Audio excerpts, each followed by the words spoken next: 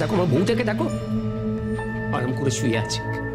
স্বামী মশারি খুঁট বেঁধে দেবে, মশারি গুঁজে দেবে, আর উনি পায়ের ওপর পা তুলে আরাম করে শুয়ে থাকবে। কি বকছো নাকি? কিছু না কিছু না।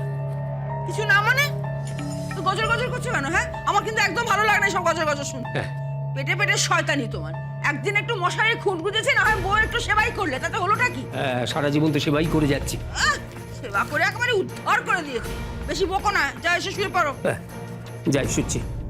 আচ্ছা শোনো, কি?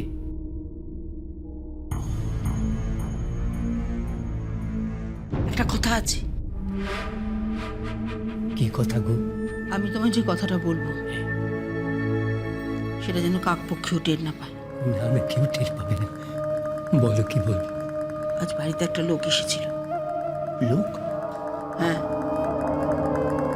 তোমার ভাইয়ের বীমা কোম্পানির সমস্ত কাগজপত্র আর যা সম্পত্তি আছে সব মিলিয়ে একটা মোটা অঙ্কের চেক আসবে। হ্যাঁ, সে তো আসবে বন্ধনে নামে, তাতে তোমার কি? বোকা কোথাকার, সেটাই তো বলছি। তুমি বন্ধনের সঙ্গে একটা জয়েন্ট অ্যাকাউন্ট খোলো, ব্যাস, এইটা টাকাটা তোমার হয়ে গেল। কি বলছো কি? তুমি কি পাগল হয়ে গেছো? ভাইয়ের টাকা আমি নেবো কেন? এই, একদম নাকামো করবে না তো। বেশি নাকামো করলে না থোতা মুখ ভোতা করে দেবো একেবারে। চিৎকার করো না। 100 বার চিৎকার করবে। তুমি আমাকে চেনো না, আমি কিন্তু বাপের কুসন্তান। তুমি কি ভেবেছো আমি সারা জীবন ওই দুটোর বোঝা বয়ে বেড়াবো? কখনো না।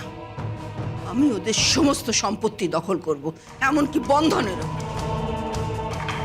তারপর ওই দুটোকে আমি বাড়ি থেকে তাড়াবো। কোথায় যাবে ওরা? আমার জানার কি দরকার কোথায় যাবে? এত বড় পৃথিবী আছে, মাথার ওপর নীল আকাশ, পায়ের নিচে সবুজ জমি, থাকার জায়গার ওদের অভাব হবে না। কি বলছো কি? আমার ভাইয়ের ছেলে মেয়ে। এই থামো তো, বেশি ভাই ভাই করে আদিক্ষেতা করো না। একটা কথা পরিষ্কার শুনে রাখো, দরকার হলে ওরা ফুটপাতে থাকবে, বস্তিতে থাকবে, কিন্তু এই বাড়িতে আমি ওদের কিছুতেই রাখবো নাই বলে দিলাম। দমে সইবে তো? খুব সইবে।